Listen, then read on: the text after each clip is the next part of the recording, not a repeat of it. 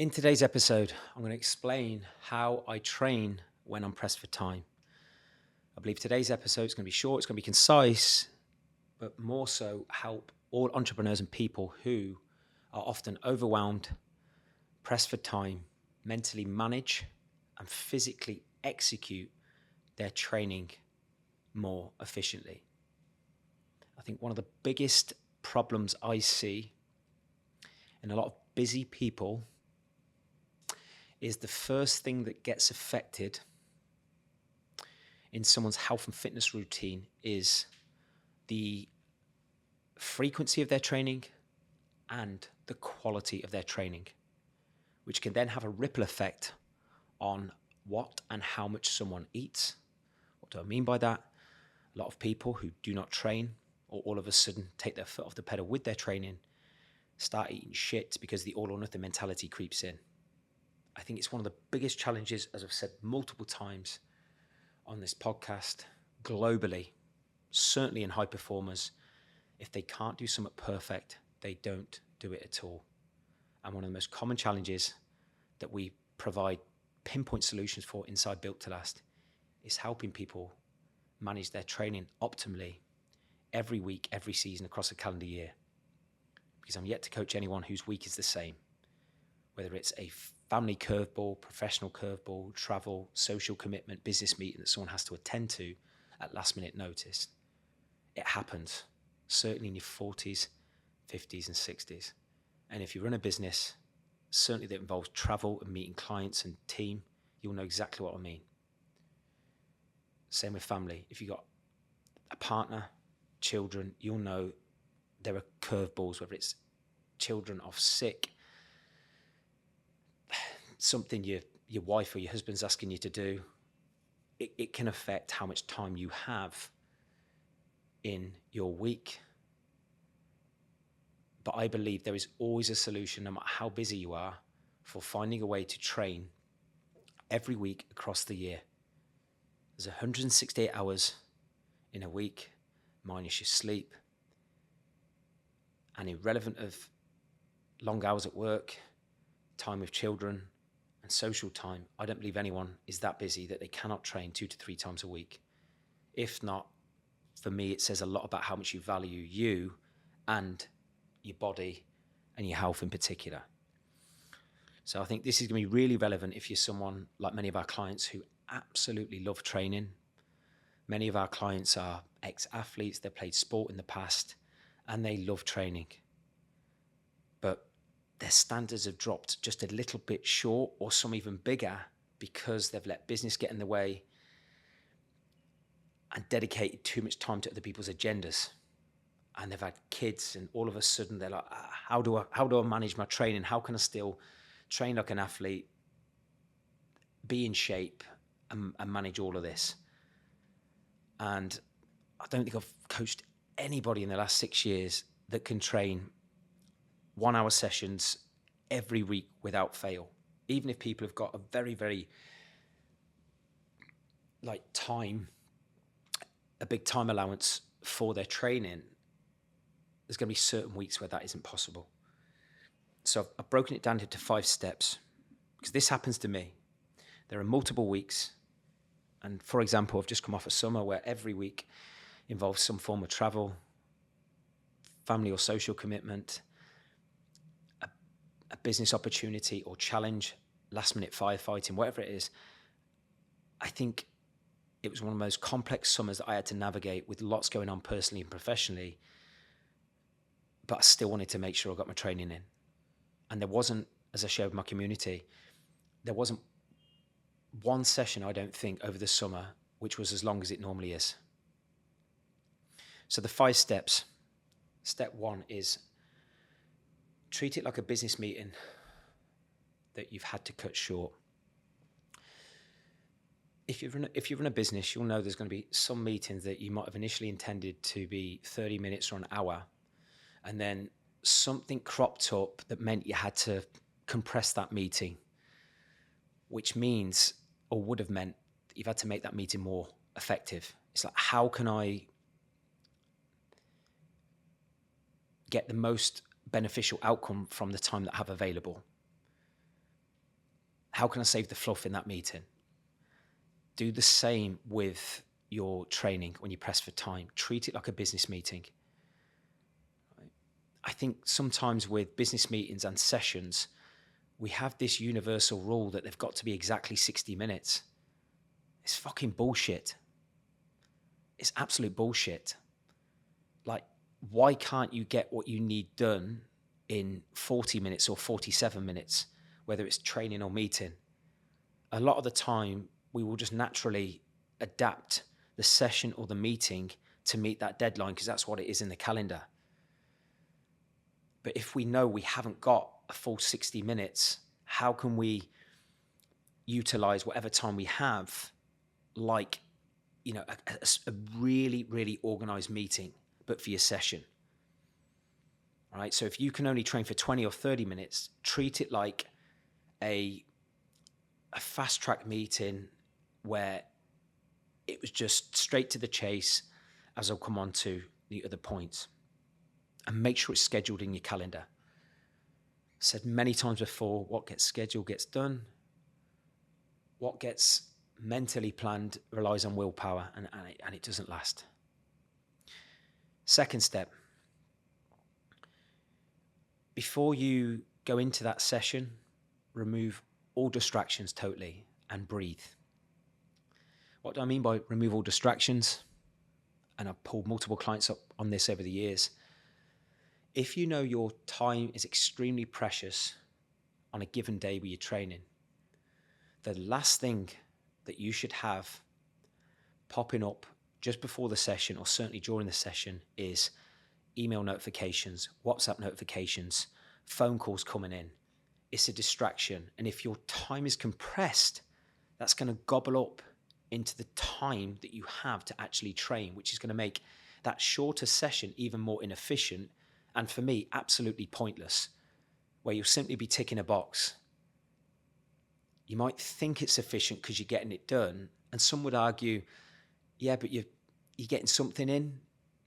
Is that better than nothing? Potentially, yes. But I believe you normalize mediocre training if you are sort of skimming through workouts and you're letting email notifications and WhatsApps and calls get in the way of time for you. I think it says a lot about your self-respect and your self-discipline if you are letting distractions and other people's agendas come into your time for you. You would never, ever let other people interfere or come in meetings if you are having a concrete one-to-one meeting with someone, with a client, with a team member, and people are coming in throughout the meeting. You'd set boundaries. So set boundaries for yourself in your session, whether you're training for 20, 30, 40, 50 minutes, and I promise you'll get so much more out of it.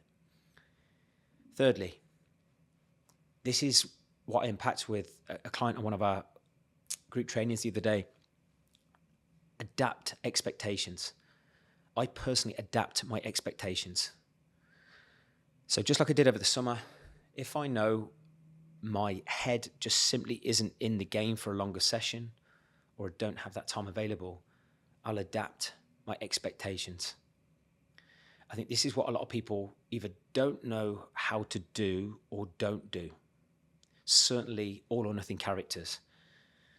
They are just absolutely deluded that if they have business demands and commitments through the roof, and they've got a lot of people vying for their attention, whether it's their partner, their children, friends, team, clients, and they've got a lot on, which is something I hear a lot in my coaching on social media and people who apply to work with us, etc.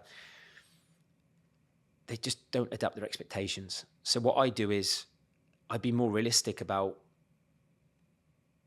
how much progress I can possibly make during a period where I know work commitments and priorities for other projects and people are at an all-time high. Because you only have so much energy, you only have so much willpower. No matter how fit or strong you are, something's got to give. So, for example, over the summer, I knew that I wasn't or didn't want to be quite as lean and ripped, ironically, across the summer as what I normally like to be.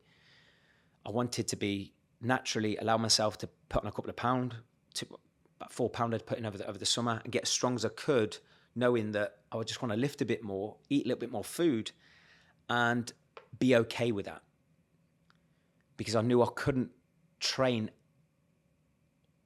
as long as I normally do. And I don't mean excessive training. It's just normally I like to train for an hour or so, really all in weights. I couldn't train that long, or didn't plan to train that long. I didn't want to. But I trained for 40 to 50 minutes max. But I adapted my expectations. Even with food, I adapted my expectations. I was okay with being a little bit more relaxed at the weekends, knowing that if I wasn't carrying a touch more body fat, that's okay. But one of the most disempowering things is to not manage your expectations. And a lot of people, and you might be listening to this, be one of those people. They say they want a world-class body, they want to get ripped, they want to get lean, or they want to get really strong, they want to get in the best shape of their life. But time they can actually dedicate, or more so, they're willing to dedicate to their training, totally contradicts that. And that's where you lose confidence. So for me, even if you have to lower the bar a little bit with your training expectations and workout expectations, that's okay. You're still going to feel empowered, and you're still going to have the opportunity to complete quality work, but maybe be in a slightly lower gear in terms of your overall expectations with your health and fitness. So adapt your expectations, I would say, around your health and fitness and your body around that time, but more so within the workout also. Step 4, again, I don't think a lot of people do this. Set a clear intention for the session. What is your intention? What do I mean by that? Even if I'm having a shorter session, I will have one clear intention of the exact weight that I want to lift on every exercise within my workout. So I've got a target to aim for. So if my time is compromised, the outcome that I'm striving towards isn't, even if it's lower volume. So I would set a clear weight target. So I'm not drifting off, I'm not getting distracted. I know that if I'm in there for 20 minutes, 30 minutes, 40 minutes, I know exactly what I'm aiming for. Even with cardio, if it's a cardio conditioning session, a running session, and it's shorter, set a clear intention of what you are working towards. It will give you emotional energy, give you mental energy, especially if you're an entrepreneur and a business owner. You're going to be target driven. You're going to be competitive. So create that competition within yourself. At least it's going to give you something to work towards. I guarantee, and I'm yet to coach anyone who isn't like this, this is when you're at your absolute best, when you have something to hunt or someone to hunt. Okay? The last step, execute the warm-up and the actual session with full focus, concentration, and intention. I bore our clients to death all the time about the importance of, when you're actually lifting, are you fully focused? Are you concentrating from before the set, as in when you're about to approach the bar or the dumbbell? And are you staying super switched on and concentrated from the start of rep 1 to the very end of the set? It makes enormous difference to how much you lift. Enormous. If your mind is focused and concentrated, your body is in a greater position to stay engaged. And if your goal is to lift as much as you physically can, your body has to stay engaged and intentful. I said it many times before, plaster it all over my social media. Intent. If you're going to do it all in. You're going to do it all in. If your time is compromised and you're giving up, or dedicating, a better word, more time for you in a workout, do it with intent. I guarantee when you're with a client, you're intentful. You listen, you're attentive, you're enthusiastic. You don't let anyone else get in the way of that conversation or that service for that client or that project for that client. Those are for other people. Do the same for you. Concentrate, operate with full focus and intent.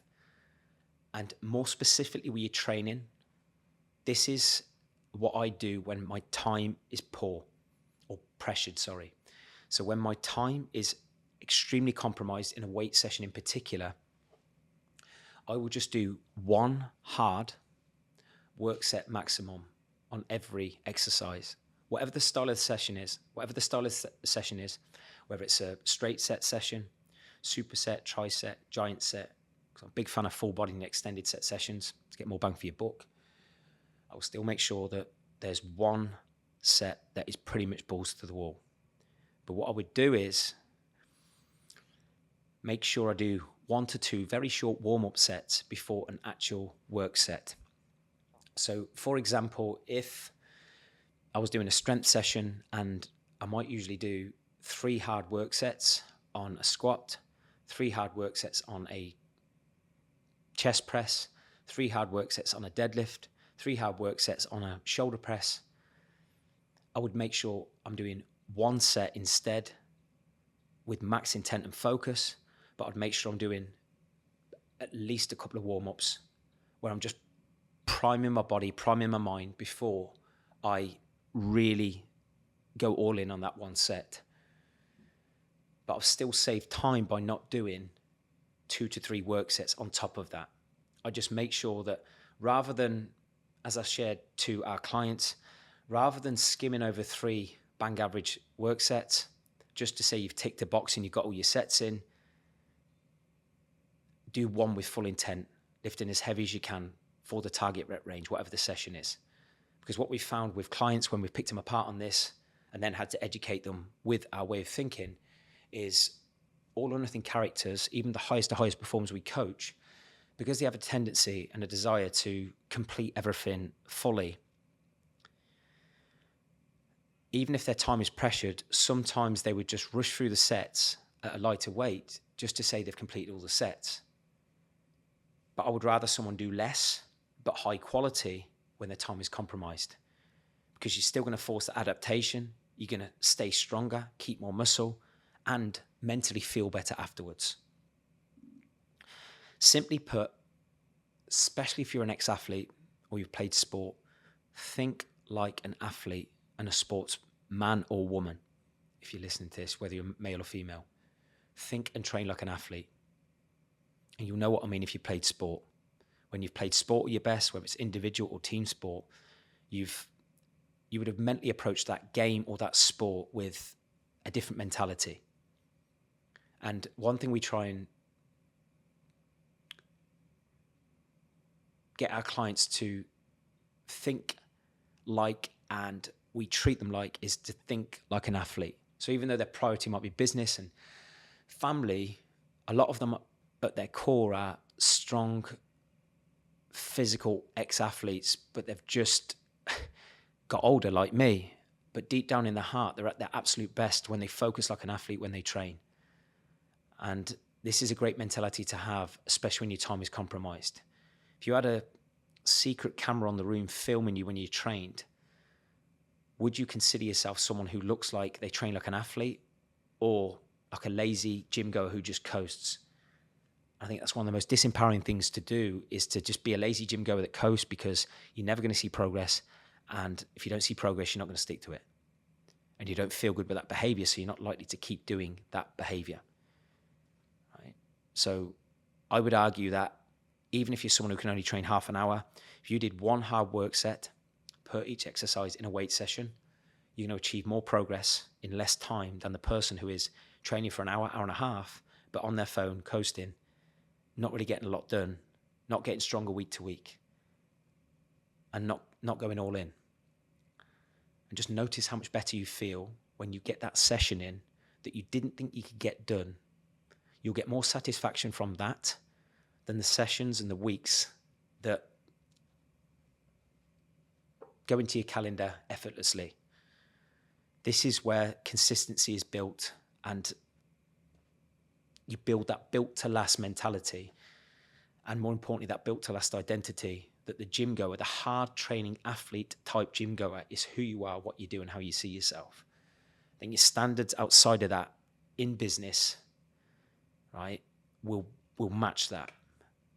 the better you conduct yourself in the gym, the harder you train, the more you push yourself, the more resilience you build, the more confidence you have, and that will carry over into every single area of life. I promise you that. So I'd love to know if there's some particular takeaways from that. If you're someone who struggles with your training, do not hesitate to reach out to me. We've got catalogs of free resources, workout examples, and YouTube clips that I can also send across to you. So thank you so much for listening. Please, I would love it if you are a consistent listener of this podcast to leave a review. I've been supremely consistent with these podcast episodes now, well over 120, not Mr. Monday, but it really does help my channel if people leave comments and share with friends. Even if you just shared with one friend my podcast today, that would mean the world to me. So thank you so much for listening. I'll see you next time.